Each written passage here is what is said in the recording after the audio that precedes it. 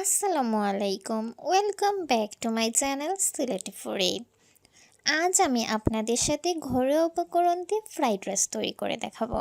আমরা ঘরে যখন ফ্রাইড রাইস তৈরি করতে যাই তখন ওই রকম টেস্টটা পাই না, কিন্তু আশা করি আপনি যদি আমার রেসিপি ফলো করেন তাহলে আপনিও ঘরে বসে সুস্বাদু ফ্রাইড রাইস তৈরি করতে সক্ষম হবেন।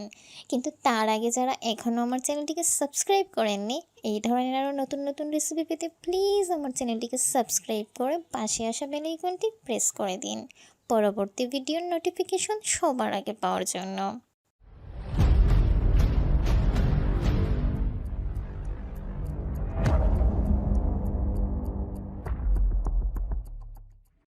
প্রথমে ফ্রাই প্যানে তেল দিয়ে এর মাঝে ডিমটাকে লবণ আর গোলমরিচ গুঁড়ো দিয়ে ভেজে আলাদা করে রেখে দেব।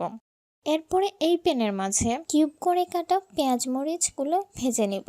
এগুলো একটু ভাজা ভাজা হয়ে এলে এর মধ্যে কুচি করে রাখা সবজিগুলো দিয়ে দেব।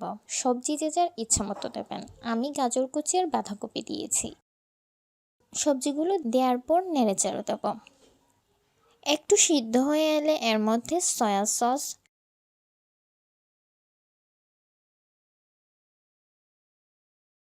টমেটো সস দিয়ে দিব, দিয়ে আবার নেড়েচেড়ে দিব ভালোভাবে।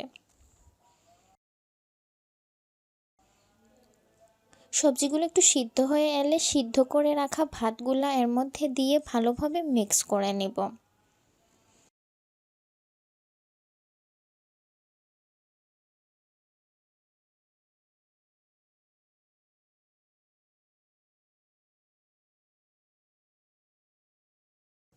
সব উপকরণ ভেজে রাইসের সাথে একসাথে মিক্স করে নেব।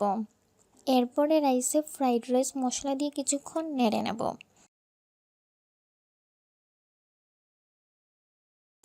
এরপরে ভেজে রাখা ডিমগুলো রাইসের মধ্যে দিয়ে ভালো করে মিক্স করে নেব। ব্যাস, তৈরি হয়ে গেল মজাদার ফ্রাইড রাইস রেস্টুরেন্টের স্বাদে। তো আশা করি আজকের রেসিপিটি আপনাদের ভালো লেগেছে। যদি ভালো লেগে থাকে প্লিজ ফ্রেন্ডস ও ফ্যামিলির সাথে শেয়ার করতে ভুলবেন না। ভিডিওতে অবশ্যই একটি লাইক দিয়ে দিবেন। আজকে তাহলে এখানেই বিদায় নিচ্ছি। ভালো থাকবেন সবাই। আল্লাহ হাফেজ।